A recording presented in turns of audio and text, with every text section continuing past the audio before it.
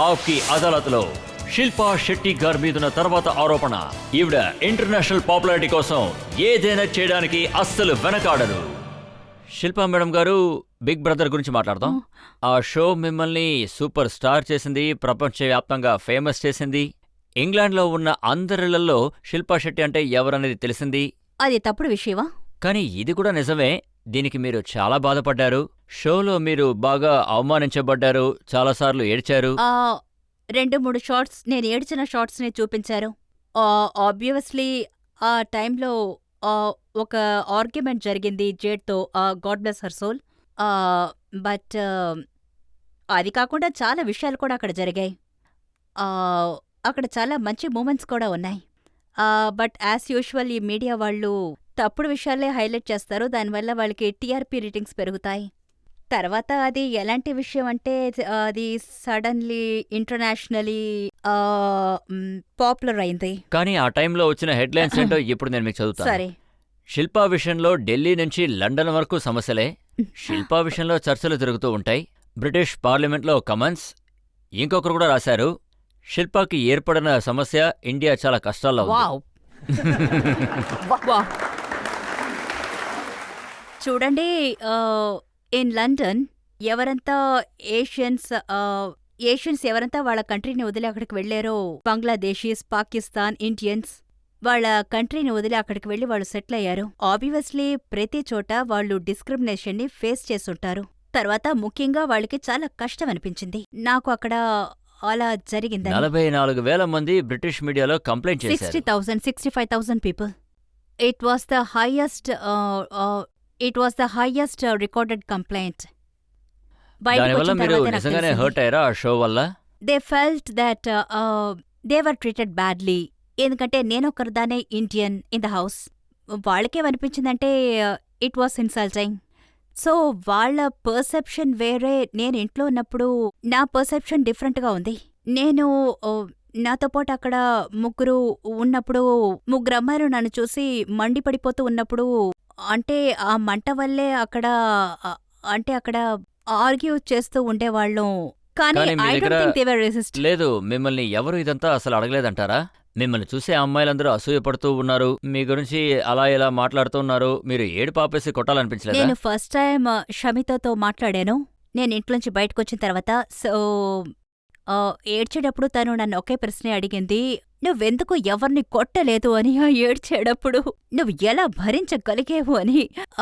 నేను కాస్త డిఫరెంట్ అయిన దాన్ని. ఆవిడ మిమ్మల్ని ఇది అడగలేదా, మీరు కరాటీలో బ్లాక్ బెల్ట్? హానెస్ట్లీ ఆ విషయాలకి నేను ఇంపార్టెన్స్ ఇవ్వనే లేదు. నాకేమనిపించిందంటే నేను పీపుల్ ఎప్పుడు నన్ను ఇంట్లోంచి ఎవిక్ట్ చేస్తారా అని. కానీ నేను అసలు ఎవిక్ట్ కాలేదు. అలాగే మీకు దానివల్ల ఎక్కువ డబ్బు కూడా వచ్చింది కదా? అవును, నాకు డబ్బు దొరికింది. అండ్ హానెస్ట్లీ నేనేమనుకున్నానంటే 3 వారాల కంటే ఎక్కువ ఉండలేను అని. కానీ 3 వారాలు మాత్రమే కాదు, నేను ఆ షోనే విన్ చేసి తిరిగొచ్చాను ఇక్కడికి. బట్ నేను డబ్బు కోసం నా డిగ్నిటీని కాంప్రమైజ్ చేయను, నెవర్ ఇన్ మై లైఫ్. కానీ ఒక ఇన్సిడెంట్ జరిగింది, దానివల్ల ప్రజలు ఏమనుకుంటున్నారంటే మీరు డబ్బు సంపాదించడం కోసం, పేరు కోసం కాంప్రమైజ్ అయ్యారు అని. అదేంటంటే అది రిచర్డ్ గేర్ కేస్.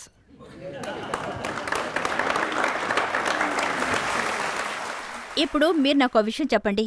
నన్ను కిస్ చేసింది రిచర్డ్ గేర్. ఆయన నన్ను కిస్ చేస్తారని కూడా నాకు తెలియదు. ఆయన ఫారెన్ కంట్రీ నుంచి మన కంట్రీకి వచ్చారు ఏదైనా హెల్ప్ చేయడానికి.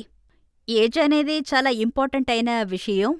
అండ్ నేనక్కడున్నది ఒక సెలబ్రిటీగా. అండ్ నేనొకటి తెలుసుకోవాలనుకుంటున్నాను, ఇష్యూని తీసుకొచ్చిన మీడియా పీపుల్ వాళ్ళు ఎయిడ్స్ ఇష్యూకి ఇంపార్టెన్స్ ఇవ్వకుండా ఏం చేస్తున్నారు to bring about certain awareness?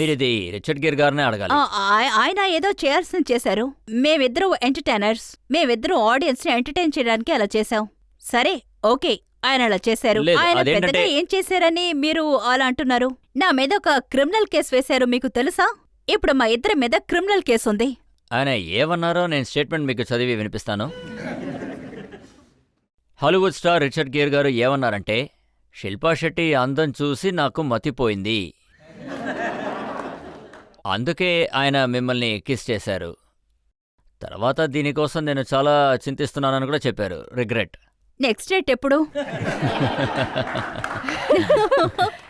లేదు, చూడండి, నేను రిచర్డ్ని చాలా గౌరవిస్తున్నాను యాజ్ ఎ హ్యూమన్. అండ్ ఆయన మన దేశానికొచ్చిన అతిథి ఇక్కడికొచ్చారాయన. We have to flee from the country.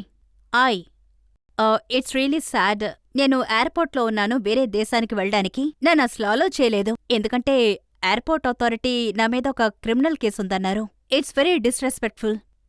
అవును, నాకు చాలా కష్టం అనిపించింది. అవును, అబ్రాడ్లో నాకు డాక్టరేట్ ఇచ్చారు, అక్కడ నాకు చాలా రెస్పెక్ట్ ఇచ్చారు. ఇంకో కంట్రీలో ఉన్నప్పుడు మన కంట్రీలో కేసు పూర్తవడానికి 5-10 సంవత్సరాలైపోతుంది, ఎందుకంటే ఇలాంటి వేస్ట్ కేసెస్ వల్ల ఒకదాని తర్వాత ఒకటి వస్తూనే ఉంది. నేనేమనుకుంటున్నానంటే ఈ కంట్రీలో ఒక లా ఉండాలి.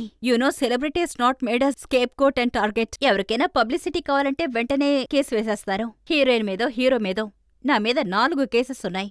మా నాన్నగారు అలిసిపోయారు, ఆయనకిప్పుడు వయసు కూడా అయిపోయింది. తర్వాత ఆయన ఎప్పుడు కోర్టు మెట్లు ఎక్కి దిగుతున్నారు, అది ఈ వయసులో. తర్వాత నా లాయర్ బిల్స్, అది చూస్తే మీరు షాక్ అయిపోతారు. స్టూపిడ్ అయిన కేసెస్, ఆబ్సినిటీ కేసెస్. ఎందుకంటే నేను నా పొట్ట చూపించానట, అయితే మీరు శారీని బ్యాన్ చేయండి. Really seriously think about it. నా మీద ఒక ఆబ్సినిటీ కేసు ఉంది for showing my stomach. So నాకేమనిపిస్తుందంటే ఈ ఆర్టికల్స్ అన్నీ చూస్తున్నప్పుడు ఎవరైనా శిల్పా శెట్టి పేరు గూగుల్ చేశారంటే బ్రిటిష్ మీడియాకి ఈ న్యూసే కదా వెళ్ళి చేరుతుంది. బ్రిటిష్ మీడియాలో కూడా ఇదే న్యూసే ప్రింట్ అవుతుంది. సో ఇప్పుడు మీరు ఆలోచించండి, అంటే what is the impression they have on Indian people in abroad. వాళ్ళందరూ చాలా ఫెమిలియర్ అయిన మనుషులు. అంటే రిచర్డ్ గేర్ మీద ఎందుకు క్రిమినల్ కేసు వేశారు? స్వామి రామ్దేవ్ గారు ట్వీట్ చేశారు. ఆయన ఏమన్నారంటే ఇలాంటి విషయాలన్నీ కూడా పబ్లిసిటీ కోసమే చేస్తారు. నేను ఒక విషయం చెప్తాను, ఆయన నన్ను కిస్ చేస్తారన్న విషయం నాకు తెలియనే తెలీదు. తర్వాత ఆయన కిస్ చేసేటప్పుడు నేను ఆయన్ని పుష్ చేయలేను, ఎందుకంటే ఆయన మన గెస్ట్. ఆయన్ని మర్యాదగానే నేను ట్రీట్ చేయాలి. So you must understand. నా రియాక్షన్ని చూడండి. ఈ మీడియా వాళ్ళు, ఐఎమ్ సారీ నేను చెప్పి తీరాలి, ఈ మీడియా వాళ్ళు అస్తమానం ఒక విషయాన్ని లూప్ చేస్తారు.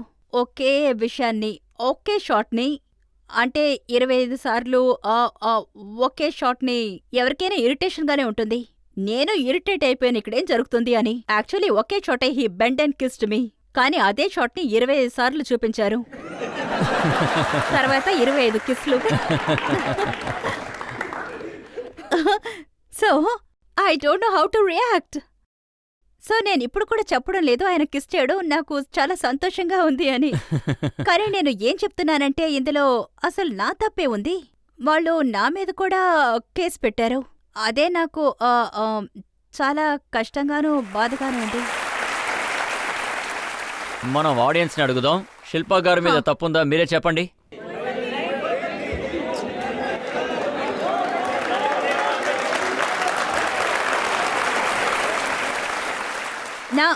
నా బీహార్ మనుషులు అక్కడ చెప్తున్నారు నా మీద తప్పు లేదు అని. నేను మీకోసం ఇంకో పాట చేస్తాను.